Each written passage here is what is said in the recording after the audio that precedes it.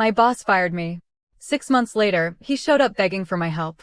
I never imagined that losing my job would turn out to be the best thing that ever happened to me.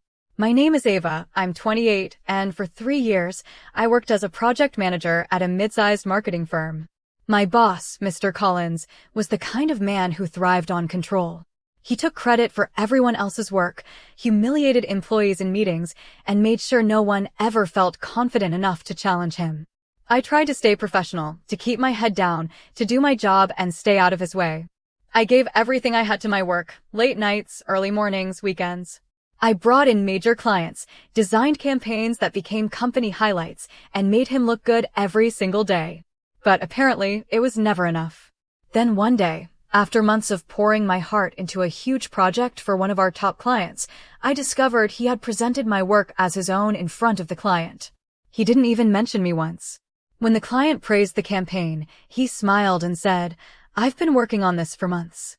My stomach dropped. I confronted him in his office, calmly, professionally. I told him what he'd done was wrong.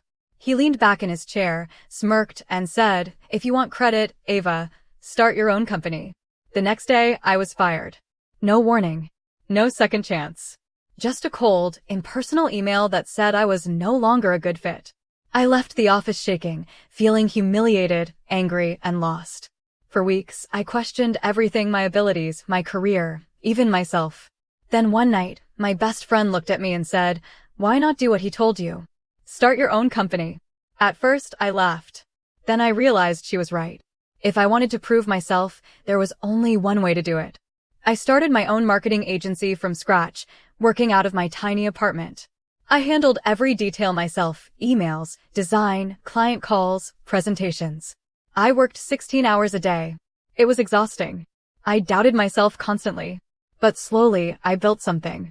A few small clients turned into larger contracts. I hired 2 employees, rented a small office, and started turning a profit. 6 months later, I landed a major client, the same company that had been working with Mr. Collins. My reputation started growing and word of my work spread. Then came the unexpected email. It was from Mr. Collins. "Ava, I hear your agency has been doing really well. We're in a tough spot and could really use your help. Are you interested in a partnership?" I stared at the screen, stunned. The man who had fired me, humiliated me, and stolen my work was now asking for my help. I didn't respond immediately. I waited, thought it over, and finally replied, "Sure. My consulting fee starts at $600 an hour. I'll send a contract." He didn't answer for days. Then he called me personally, his voice softer, almost desperate. "Ava, we've lost clients. We need your expertise. Please come help us." I agreed to meet him at my office. When he arrived, I realized he wasn't the same man who had intimidated me in the past. He looked tired, stressed, defeated. His team was smaller, clients had left.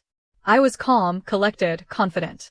He tried to negotiate, to convince me to join their company, but I leaned forward and reminded him of what he said when he fired me: "If you want credit, start your own company." His eyes widened slightly. "I did," I said. "And now you're asking for help." He went silent. I didn't take the deal. I didn't need to. I had built something that was mine, on my own terms, and no one, not even him, could take it from me. A few months later, his company went bankrupt. And one of his former top clients? They were now mine. I learned something that day: sometimes losing a battle is the first step to winning the war. Sometimes, being thrown out of the door is exactly what you need to find the path that was meant for you.